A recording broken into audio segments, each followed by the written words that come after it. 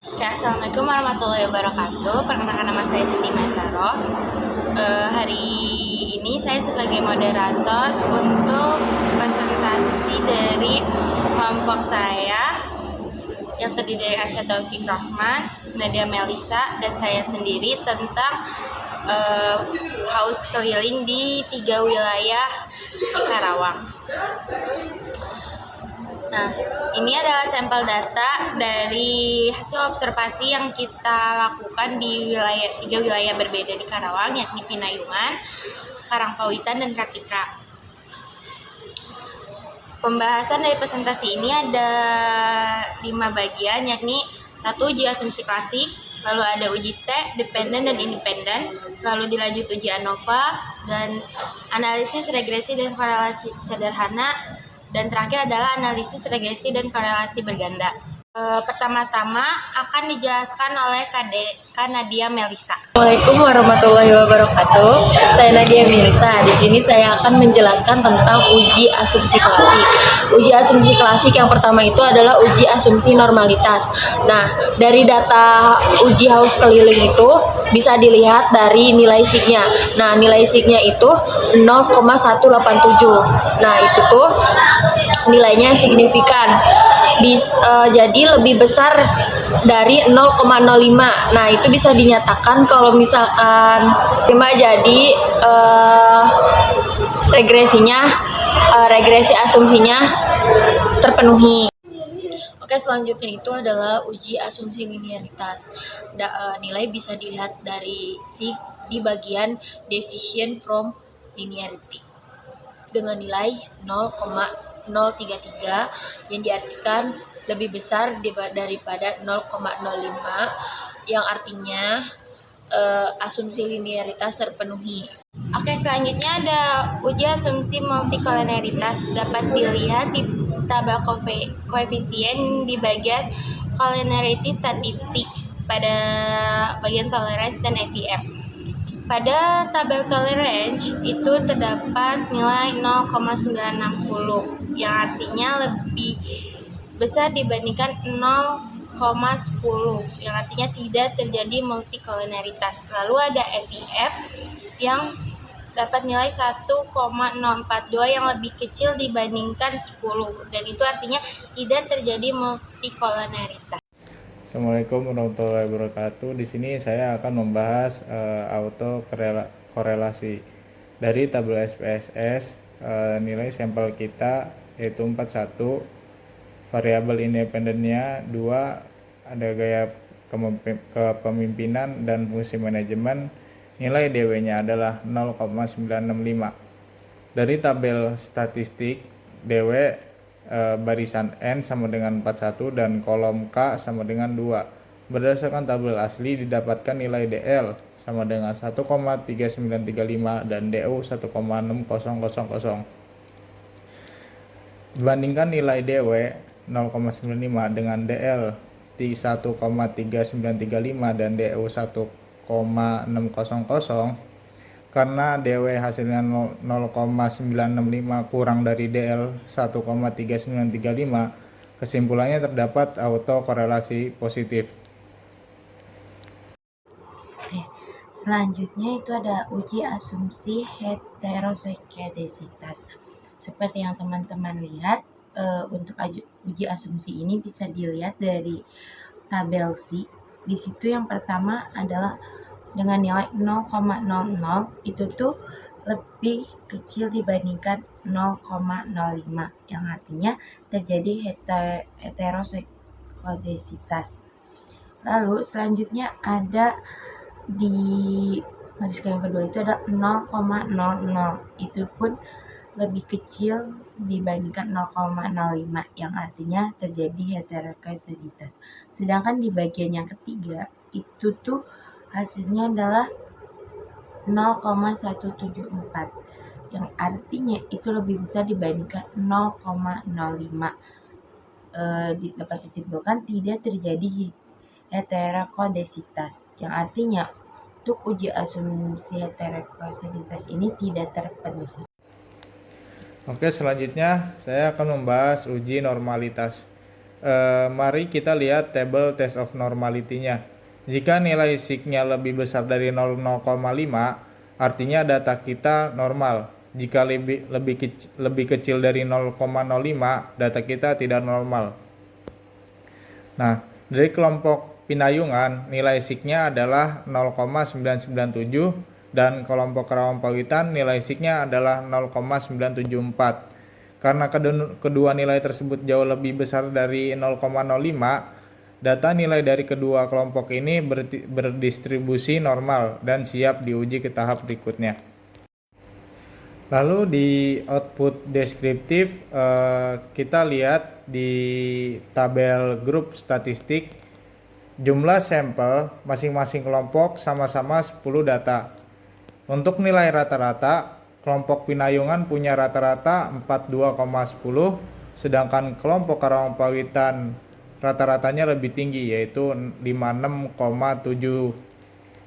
Oke, selanjutnya yaitu uji independen di output independent simple test. Jadi kesimpulannya itu dapat disimpulkan perbedaan signifikan antara pinayungan sama Karawang Pawitan. Nah, nilainya itu bisa dilihat, nilai T-nya itu bisa dilihat dari tabel T, yaitu min 6,656, dan uji F-nya itu bisa dilihat dari tabel F. Tabel F-nya itu nilainya itu 0,271. Nah, yang sig-nya itu nilai sig-nya itu 0,609. Nah, buat yang pinayungan sama Karawang Pawitannya juga bisa dilihat dari nilai T-nya. Nilai T lihat di tabel T. Tabel T-nya itu min 6,656. Nah, buat di uji F-nya itu, kalau buat yang pinayungan sama Karawang, uji F-nya nggak ada. Jadi langsung aja ke nilai sig. Nilai sig-nya itu yang di main difference sama yang standard error difference. Nah, itu tuh hasilnya 14,6 sama 2,19. Selanjutnya pada bagian B, uji T dependent. Itu adalah uji normality. Pada uji normality ini, dari test of normality, kita dapat lihat untuk per testnya itu di bagian signifikan itu terdapat 0,75, yang artinya lebih besar dibandingkan 0,05. Itu tuh bisa disebutkan sebagai data yang normal. Sedangkan pada post test itu nilainya 0,000 yang lebih kecil dibandingkan 0,05, yang artinya tidak normal. Oleh karena itu kita harus menggunakan uji Wilson. Di uji Wilson ini terdapat nilai signifikannya itu ada 0,000 yang lebih kecil dibandingkan 0,5, yang artinya dapat disimpulkan terdapat perbedaan dari signifikasi antara skor post test dan pre-test yang menandakan treatment berjalan sukses. Oke, selanjutnya itu uji ANOVA F, yaitu hasil analisis kita, yaitu uji normalitas. Nah, uji normalitas itu dari tingkat penjualan dari 3 lokasi, yaitu Pinayungan, Karawang Pawitan, sama Kartika. Nah, dari 3 lokasi itu memiliki nilai sig yang berbeda. Ya, nilai sig yang berbeda itu bisa dilihat dari tabel Shapiro-Wilk. Nah, yang pertama itu di Pinayungan, dia punya nilai sig-nya itu 0,997. Kalau buat yang Karawang Pawitan itu 0,974 dan yang Kartika itu 0,994. Masing-masing hasil analisis tadi nilai sig-nya itu normal karena lebih besar dari 0,05. Jadi normal.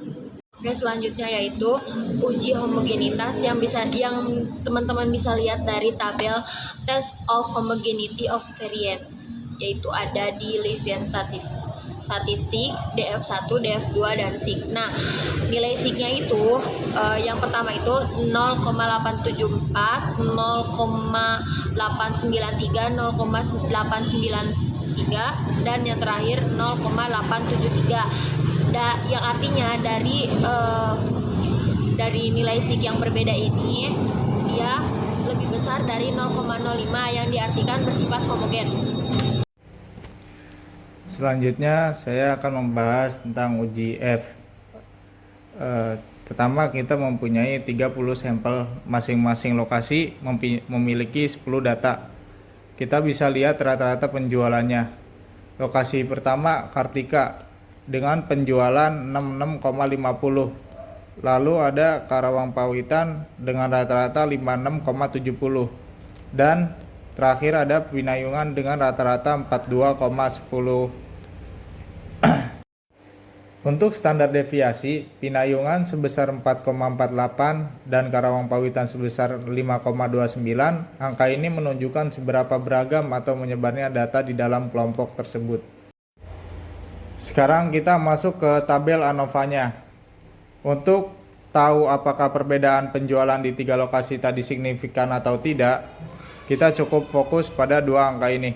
Nilai F dihitung sebesar 62,098, nilai SIG-nya yang tertulis 0,000. Jika nilai SIG kurang dari 0,05, maka perbedaan rata-rata antar kelompok adalah nyata atau signifikan.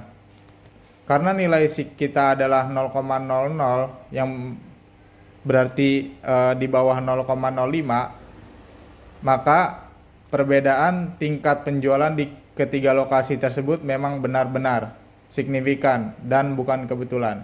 Selanjutnya ada uji F, yakni uji lanjutan perbandingan lokasi. Seperti yang teman-teman lihat di sini kita menggunakan multiple comparison, ada Turki HST, LCD, sama Boreferoni.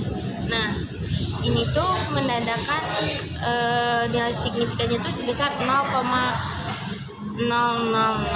yang lebih kecil dibandingkan 0,5. Angka ini menunjukkan bahwa perbedaan rata-rata penjualan antara wilayah memang benar-benar nyata secara statistik di setiap kombinasinya. Nilai yang paling tingginya itu ada di Pinayungan, dilanjut oleh Karangpawitan, dan dilanjut oleh Oke, selanjutnya di sini ada variabel metode enter. Berdasarkan tabel variabel, kita bisa langsung tahu variabel apa saja yang sedang diuji. Di sini variabel terjadi menjadi 2, variabel independen bebas atau X di bagian tingkat penjualan, dan variabel dependen yang terikat atau Y bagian pendapatan. Metode yang digunakan ini adalah metode enter, yang artinya semua variabel bebas dimasukkan sekaligus ke dalam model regresi tanpa ada yang dibuang atau dieliminasi.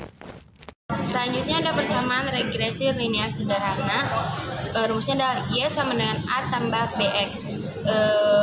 Dapat dilihat dari tabel koefisien bagian unstandardized coefficient di kolom B.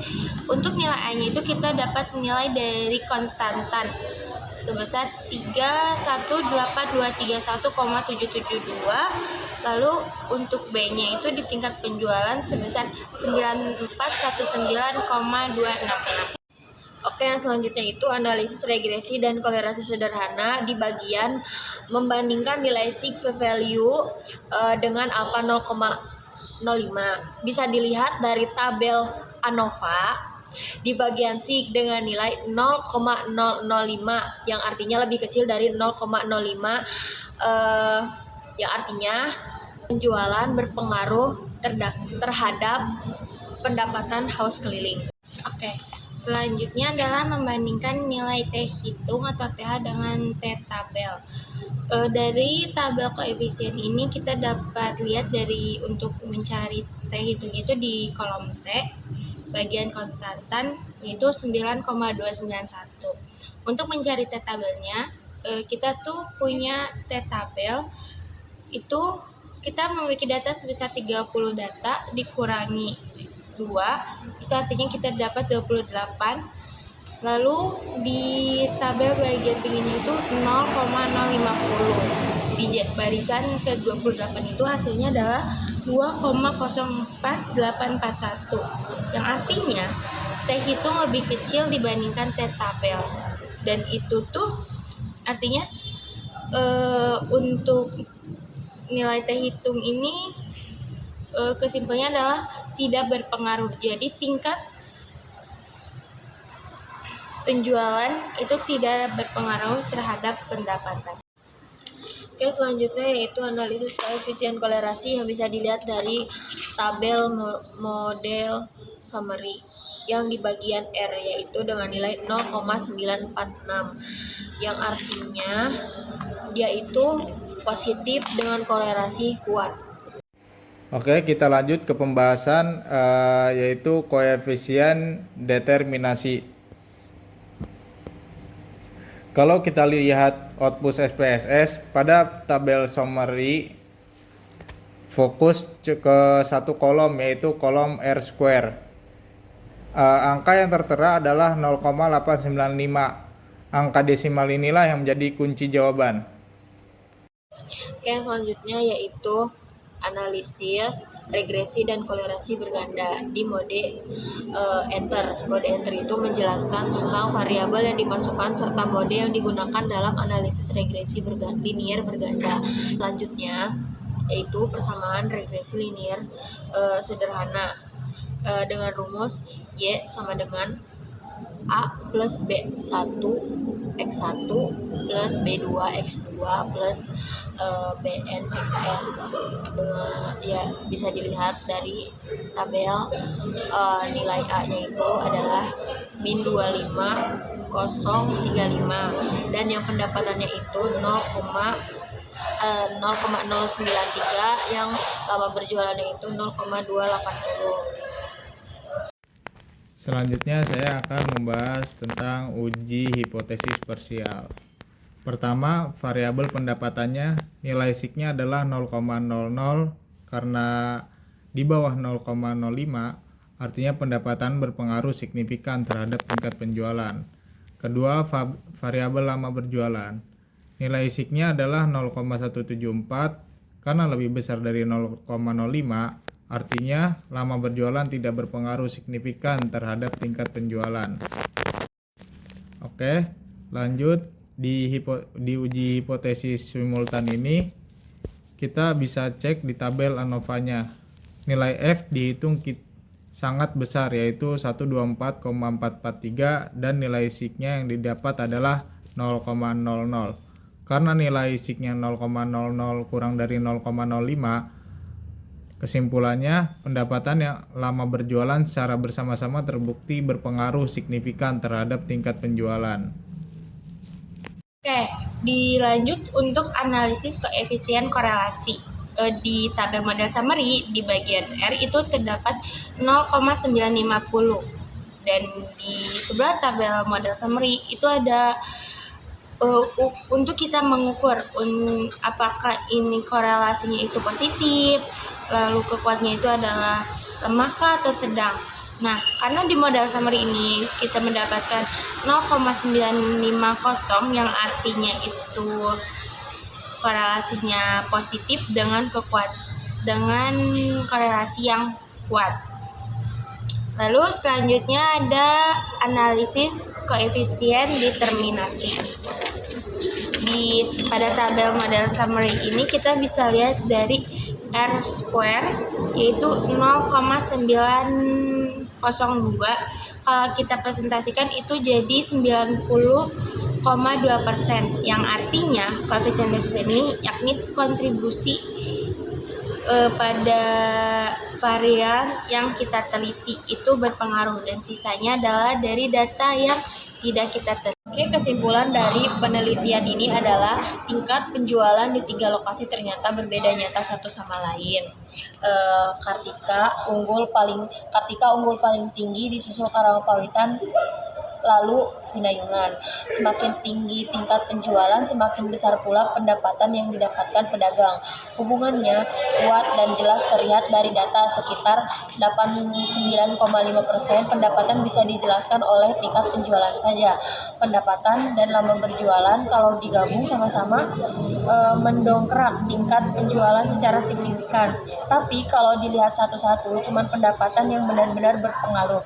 Lama berjualan saja belum cukup kuat pengaruhnya. Dibandingkan sebelum dan sesudah, hasilnya membaik secara signifikan, artinya ada perubahan positif yang nyata. Oke, sekian dari presentasi kelompok kami. Mohon maaf bila ada kekurangan ataupun kesalahan.